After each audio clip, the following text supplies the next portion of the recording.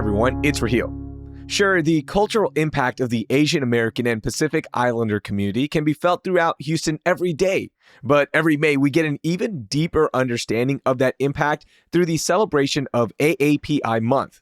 So, which events should you attend, and how can you celebrate the month with the AAPI community? Stephanie Wong from the Asia Society and our very own newsletter editor, Brooke Lewis, who is also the co-creator of one of the biggest AAPI events, the BIPOC Book Fest, joined me to break it all down. It's Thursday, May 11th. I'm Raheel Ramsanali, and here's what Houston's talking about. Stephanie, welcome into CityCast Houston. How are you? I'm great. Thanks so much for having me here today. And Brooke, of course, you're here. I love it. Can't be a team chat without you. You doing all right, Brooke? I'm doing great. How are you? I'm doing all right. So let's get things started with a quick question about what restaurant should we try to celebrate AAPI month? Stephanie, give me your favorite recommendation. Come on. Oh, goodness. That is so hard. Really? You're going to start this off with that kind of loaded question on me? Absolutely. I only ask the tough questions here. Good to know. Good to know. Well, my favorite Vietnamese restaurant is Win, which is in the East End. And so I try to get over there as often as I can. But during the pandemic, Crawfish Cafe opened up in the Heights, which is my neighborhood. So that's also a great, very Houston, Asian fusion kind of meal to have, which I enjoy. Oh, so good. How about you, Brooke? I think I'm going to say Pondicherry, and I'm biased because she will be at the BIPOC Book Fest. So I think I'm just going to go with that one. Nice. All right. Well, let's talk about AAPI month. Stephanie, can you briefly explain what this month is and why it's so important to Houston? Absolutely. So Asian American Pacific Islander Heritage Month is really just an acknowledgement of all of the great contributions that our AAPI communities have made to our society. And it's a chance for us to really uplift their stories and perspectives. It was recognized officially in 1992, but has been celebrated since 1979. And May was selected because it was the time for the first Japanese immigrants into the U.S. as they first started arriving in the month of May, as well as the completion of the Transcontinental Railroad, which obviously was made possible only through the labor of thousands of Chinese laborers. So that's why May was selected. But it is just a really wonderful time to focus our efforts on those untold stories and perspectives, and really in a city like Houston, get to know our neighbors much better. And I think there's been more of an embrace in the last few years of the AAPI community in the city of Houston, whether it be through restaurants, through events, and just supporting local businesses. Have you seen that as well? Yeah, I would say it's one of the places of pride of being able to say you're a Houstonian. I think especially in the wake of all of the anti-Asian hate that had erupted through the pandemic, to see our city rally together and really celebrate our communities and hold them close and try to protect them in a way, right? And really lift them up has been a really meaningful thing to watch, especially through my role here at Asia Society Texas. So yeah, so cool. How about you, Brooke? What does AAPI month mean to you? Yeah, I think just growing up in Houston, for me, I've always been surrounded by just so many different cultures and experiences. And so any time where I feel like we can celebrate just the different contributions that people have made to our city and the different cultures, I feel like it's so evident in food, but it's just so evident just going in the grocery store, just hearing the different languages spoken. We just live in such a beautiful city. And so I just really enjoy this month because we get to celebrate a culture that, yes, has gone through some, trials and tribulations, but there's just also so many things to celebrate about the culture as well. Stephanie, how about for people that are not part of the AAPI community, how can they celebrate respectfully? Oh, yeah. Personally, I'm not a part of the AAPI community, right? Even though my last name would indicate that I might be if you didn't meet me in person.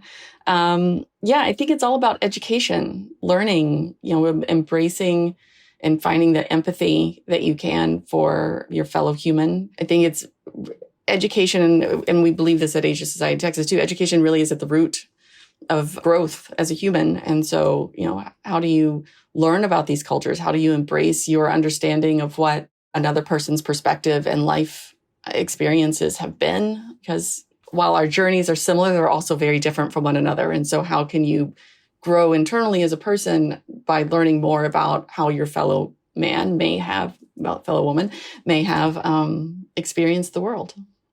And I think the other side of this, as somebody who gets asked questions about my community being a Pakistani American, when people want to learn, as you mentioned, like take the time to learn, right? We can't be disrespected when they want to learn about our culture, right? And we can't be like, oh, wait, that's a disrespectful question. If somebody's coming from a point of education, I think we have to be more open as well to answer those questions and take the time to educate as well. So I just wanted to add on to your answer from the other perspective as well, because I see a lot of people doing this where they'll be like, oh, you should already know that. No, they won't. They won't. Like, we have to be the ambassadors as well, answering those questions. Yeah. No, I think it's important to try to meet people where they are, you know, to the best of your capacity, to the best of your ability. And that is something we try to do here at the center, right? Is to be a welcoming place for everyone, whether this is part of your heritage, part of your history or not, and to meet people where they are and to provide really intriguing experiences and fun ways to learn and grow. One of the cool things of the month is there's so many events happening from so many different organizations. The Asia Society is putting on so many cool events. What are some events to get us going and really capture the essence of the month? Yeah. So this is a fun time of year for us. I mean, every day of the week is Asian Pacific American Heritage Month for us in reality, but it's a great time because everyone's looking for ways to celebrate with us. And so we have what we call our 31 Ways to Celebrate APAH Month calendar. So there's like fun things that you can do every day of the month if you really want to take a deep dive with us. So we do have some live in-person programs that happen over the course of the month, but then we also have some fun, like on-demand content, small things that you can do, videos you can watch, playlists you can listen to. So, you know, again, meeting people where they are. Maybe you don't have time to come visit us, or maybe, you know, those dates don't work for you, but there's other ways that you can engage with this content from home on your own time, which is great as well. The first live event that we have coming up is actually today, May 11th. We have a live performance with pianist Yoonbi Kim tonight at the center. So she's going to play, and there's going to be these great projections that are happening in the space. So it creates a really immersive sound experience for you that we're all really excited for rehearsals later today. So I'm going to pop in there and check that out in advance. That's cool. Super excited to work with Brooke actually on the BIPOC Book Fest here that we're hosting on Saturday, where there's going to be lots of fun conversations, really celebrating BIPOC authors. And Brooke can probably talk more about that, though. Yeah, absolutely. And it's this weekend. It's an event that's going to celebrate the literary works of people of color. Brooke, come on, this is your time. You're one of the co-founders. Tell me about it and what made you want to start this festival. Yeah, so it all started when I used to work at Houston Chronicle with Brittany Brito Garley and Jondrea Clay.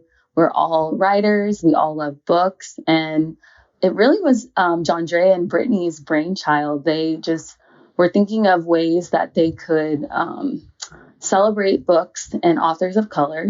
And Jondrea, she wanted to open a bookstore.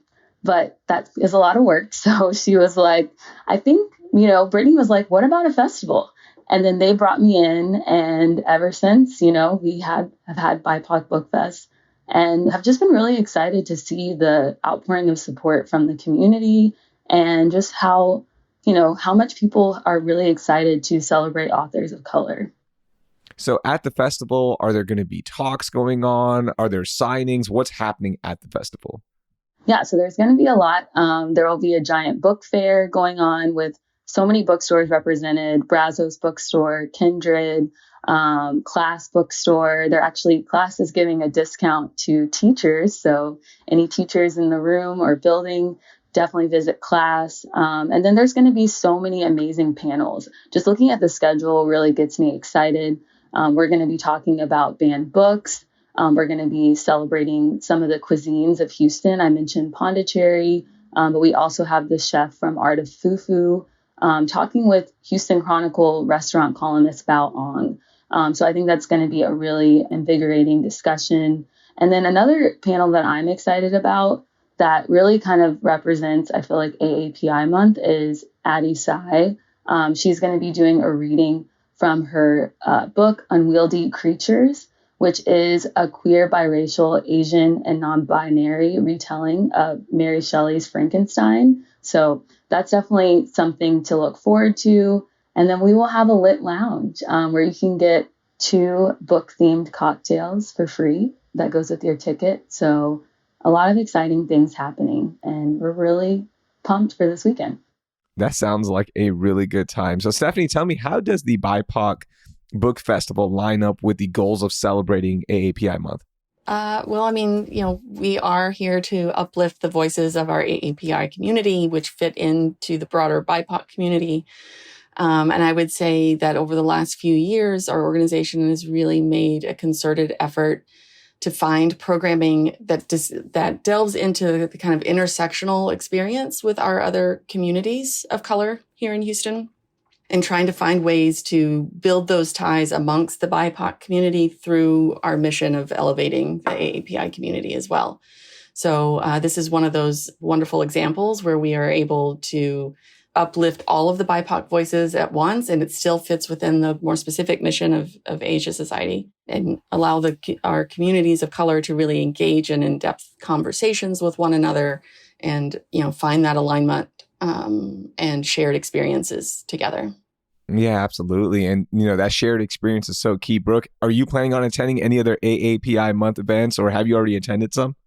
I haven't attended any yet, but I know there are so many offerings. And so I'm really excited to just partake in it after the festival's over because, planning it has been really fun, but a lot of work. So I'm excited to do that. I think one thing in the newsletter that I've been doing is highlighting Houston history that represents AAPI culture. And so for anybody interested in learning about history that the AAPI community has contributed to Houston, read my newsletter, Hey Houston.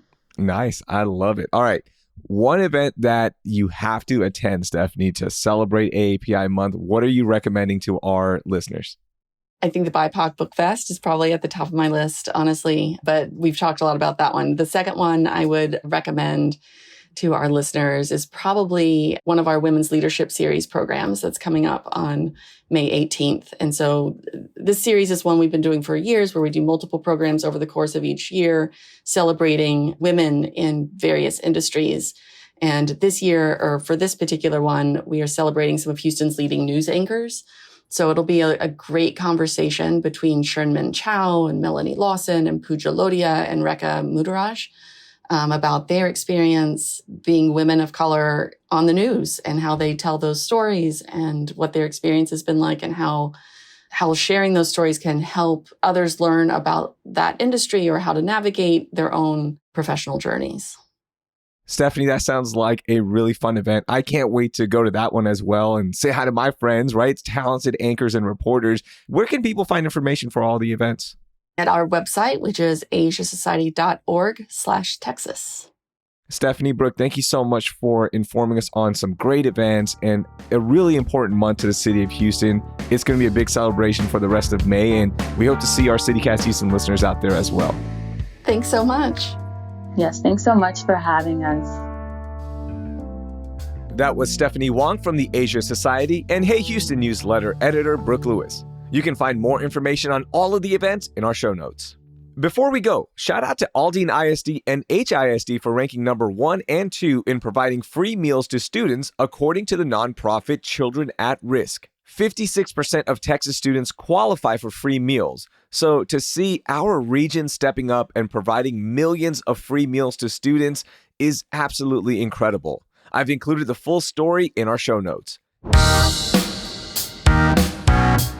That's all for today. Thank you for listening, and I hope you learned something new.